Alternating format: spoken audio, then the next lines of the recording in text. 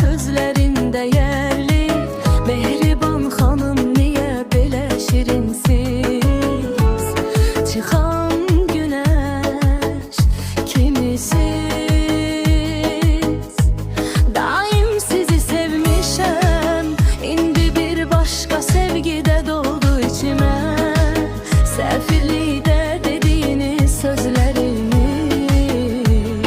beni valeh edip dedi.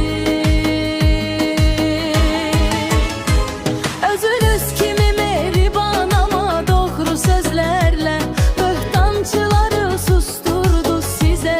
Ehsen deyirəm Azerbaycan hanımı, hanımlar hanımısız her zaman sizinleyim.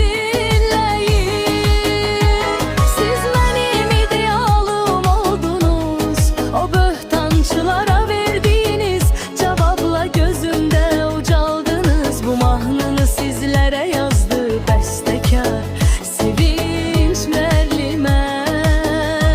Sizi hürmetli prezidentimiz İlham Əliyev'le birlikte görmek bizlere yüksek ruh verir. Sizi ailenizle birlikte severim.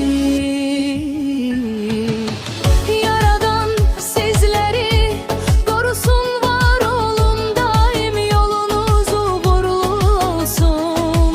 Mehriban hanım, güzel hanım, değerli hanım.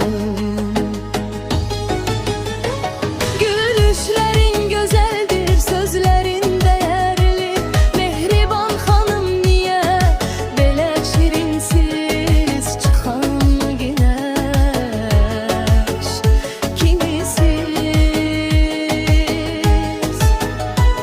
Daim sizi sevmişem, indi bir başka sevgide doldu içime.